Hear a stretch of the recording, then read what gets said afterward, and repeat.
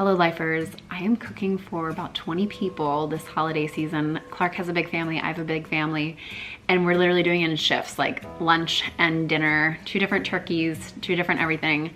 And so it could be a really stressful situation, but I think I have it pretty well hacked. I have a lot of healthy recipes, things that I'm gonna be doing to make things still taste really good, but make it easier on me. There's gonna be a lot of mental health hacks in here as well, things to just make the prep work go a lot easier for you. And even if you're just showing up to an event and you're not actually the one hosting or cooking, these are still a lot of things that you can do to have a healthy, happy holiday.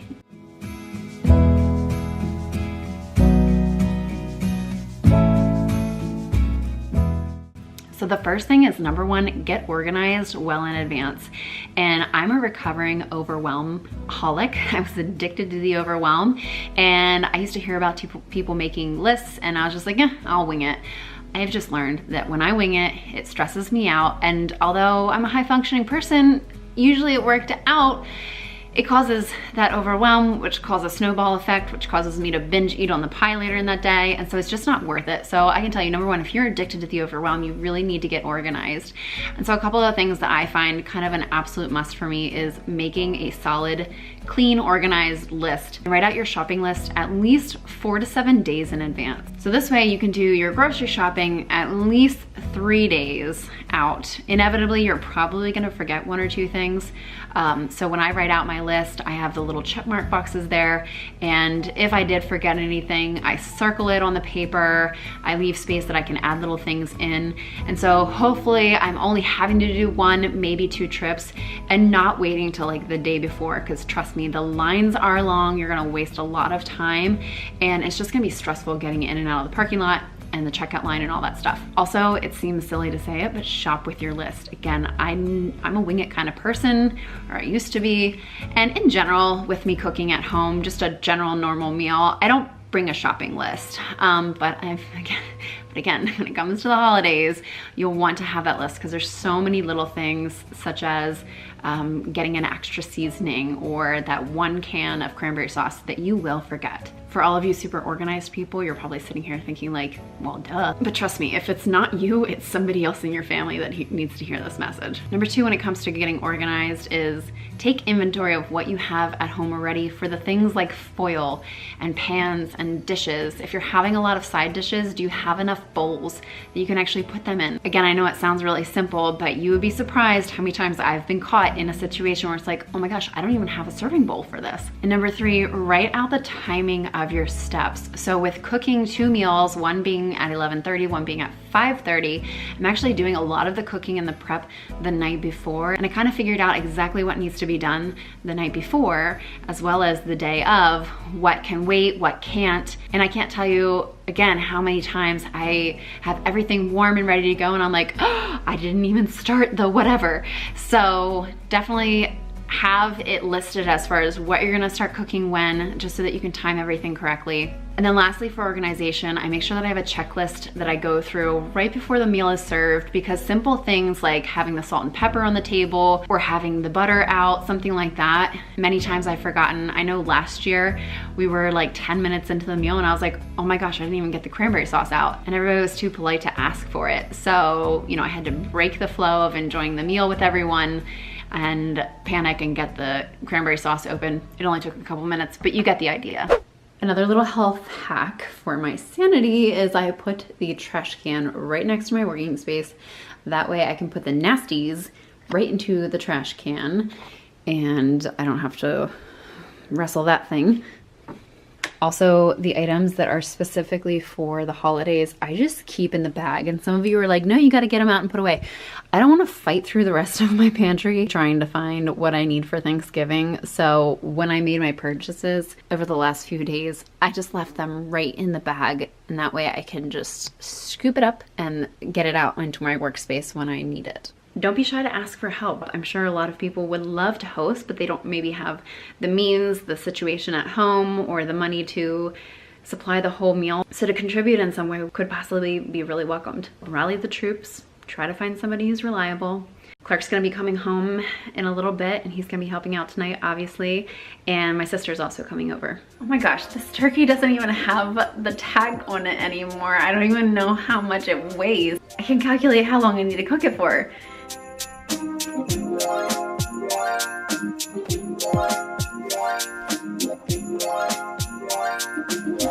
Duchess, it's 15 pounds. Okay, the process has barely started and it's not going the best so far. So here's another tip. Take a deep breath. Whatever happens, happens. Duchess decided to get so nosy. I'm like pushing her away from this thing. She can't help herself. She's trying to get up all in this juicy business and I'm worried that she's gonna get turkey juice on her. And she knocks over my water glass and water go flying and she freaks out and flies off into the other room, knocks something over. Oh, another one of my glasses gone. Oh yeah. Isn't that cool? Yeah. What else did you get me? Over here, there's 2 other rolls. It's like $400 of food and it looks like nothing. Stop. No. I don't want that. She Well, if said you just everybody, this is you. Now, shh. Look at that. I'm filming. Hi, honey. I'm on YouTube. Like, why is this the first thing he thinks to say? Okay. I highly suggest getting some sushi for the day before Thanksgiving because you're going to be busy cooking. Sushi sounds perfect. Stop. Stop. You guys, I have to edit all this. And I also highly suggest exacerbating yourself with all of your family the day before as well. Your mom. She'll be here. Put a video on that, Butsy. Oh my gosh, I'm done. A few things for your sanity is decide what is worth making from scratch and what you feel like, I'm gonna cut some corners here, save some time, and don't feel guilty about doing that. So for me, I'm cooking all day long. The pie is like the last thing on my list, and while I would love to attempt a healthy pie recipe at some point, this year it's just gonna be one thing that it's coming right from the store. So still have to put in the oven. It's a frozen kind. And then I do have a fresh one coming that somebody else is picking up from a store. I'm also doing the same with the gravy. There's a store-bought gravy that my whole family loves. So again, one less thing for me to have to worry about. And while it would be easier to crack open a can of cranberry sauce, I really like Cran Orange, and it seems to be a really big hit at these Thanksgiving Christmas parties. So you basically just take a bag of fresh cranberries, and this is in the frozen section. It is orange juice concentrate. So it's certainly high in sugar. For a 1/6 of one of these, it's 27 grams of sugar. But again, at least it's coming from a fruit kind of sugar, and it's not like a high fructose corn syrup or something else that you might find in the jelly kind. And I did buy a can just in case somebody complains that they want the original stuff. But sure enough, cranberries, high fructose corn syrup, water corn syrup. I totally forgot. I normally buy frozen chopped onions. You can get them in the frozen section along with all the other frozen vegetables, and they're like $1 for a bag of them. And I don't know, I was looking at the recipe, it's called for 2 large onions, and I just grabbed them, and this is what happens. It's not worth it. Get the frozen pre-chopped onions, people. So here's the cranberry sauce. I taste tested it. It's really, really good, and it's so pretty. So I'm gonna put this in the fridge to cool overnight. This is the onions, garlic, seasoning, mushroom gravy, a ton of stuff. This is like the flavorings for the stuffing. I'm gonna fold this in with the breadcrumbs. Basically, this is a really healthy swap. Instead of putting a bunch of butter and eggs into the stuffing, I'm using olive oil and vegetable broth to moisten it. And this way it's vegan, and my vegan sister can enjoy it. And also it's obviously gonna be a lot less calories. But with all of these flavorings, it's still gonna have a really good taste. I will link up some of the recipes in the description box below. So my 2 sanity tips for you when it comes to the turkey is, number one, roast it upside down, so it's breast down in the oven. That way you never have to open the oven door, you never have to pull it out and baste it, because the fat from the darker meat just constantly drips down. Basically it's like constantly basting the breast meat the entire time. I just have it in a foil pan, so it's actually sitting in the liquid, so you'll have a really nice moist turkey without having to baste it. There was one year that I tried doing a brine on it and it was great, but it was a whole nother huge step and mess added to it. So this way it's just super easy. The other thing that I'm doing this year is I'm carving up the turkey, cleaning up the kitchen, getting rid of the carcass, and I'm keeping the turkey meat warm in the crock pot. And I'm sure some families are like about the tradition where you have to carve it at the table, but to me that's just nonsense. I don't know, I never did that growing up, so if that's your thing, don't worry about it. But again, for sanity's sake, that when guests arrive, that I can enjoy their company, and I know that everything is cleaned up, ready to go, and then the meat is just sitting in the crock pot, warming in its juices. That makes me feel so much more sane. So Clark is asleep on the couch. I have one whole turkey carved up and put in there. I have another turkey in the oven. Pie is baked. Sink is empty. Dishes are drying. Dishwasher is running. Prep work as much as possible the night before. I highly suggest it because I am so relieved going into tomorrow knowing that it's most, a large amount of it is done. I will make my turkey like this every single time forevermore. I didn't do anything. I literally unwrapped it and put it in there. Like I didn't salt and butter it. What? I didn't.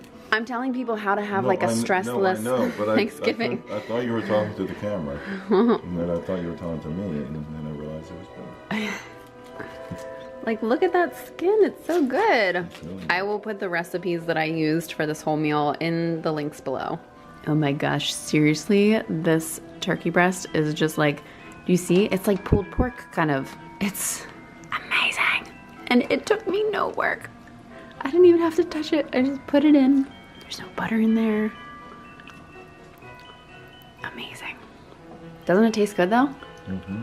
Can you tell that like there isn't butter and stuff in it? Mm-hmm. Butter's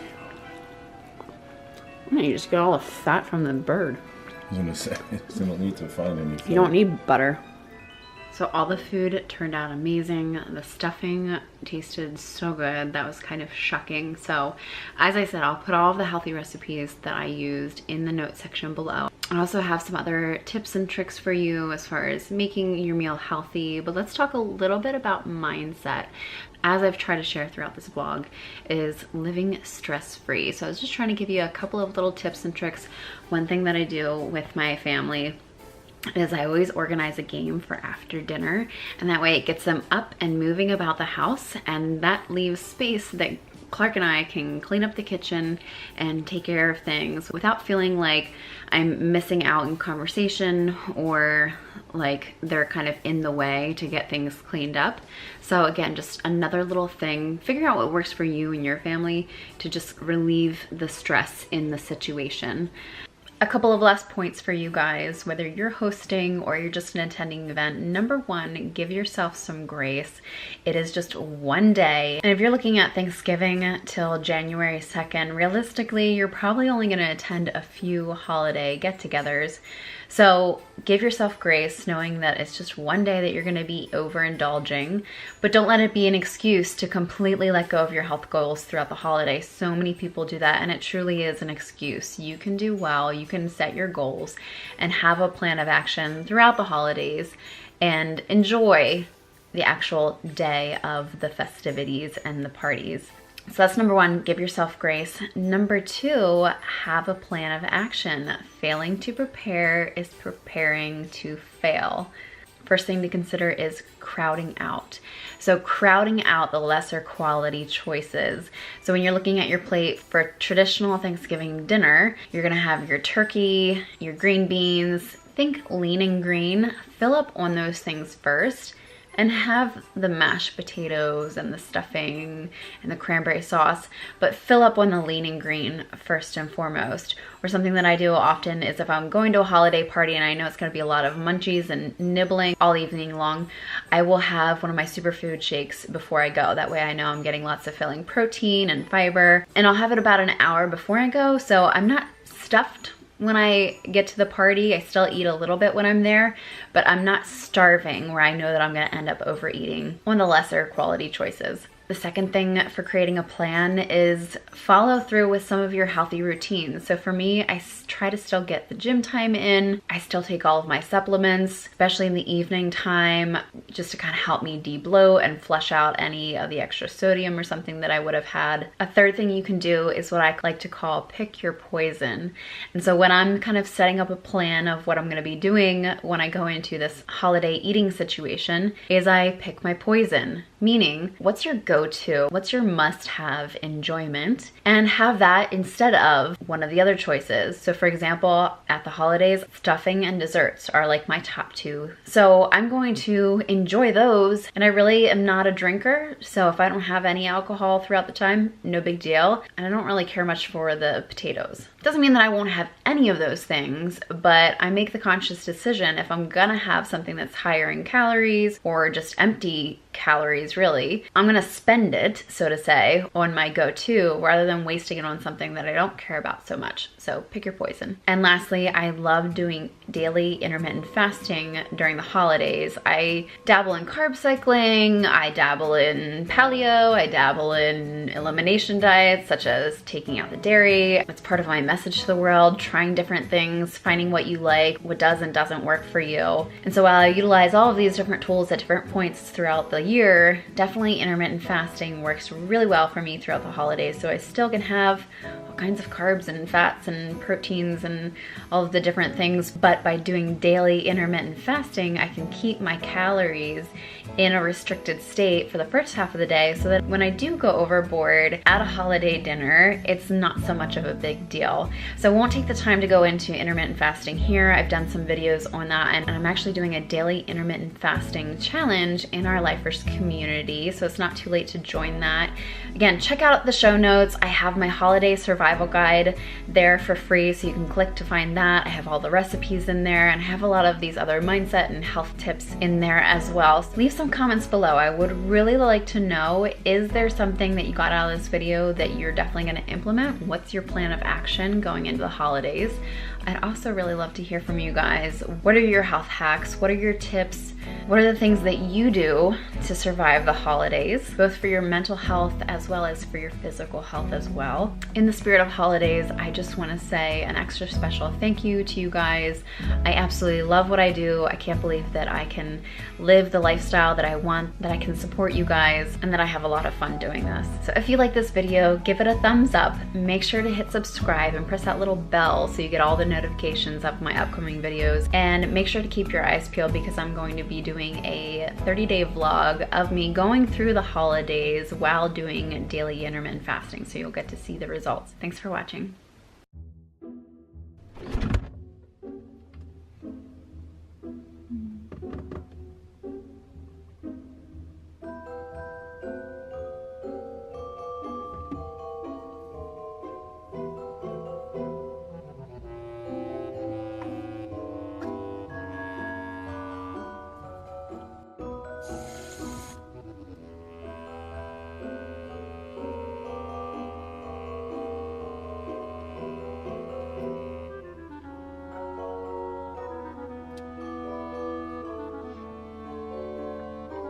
Don't judge me. You know you do it too.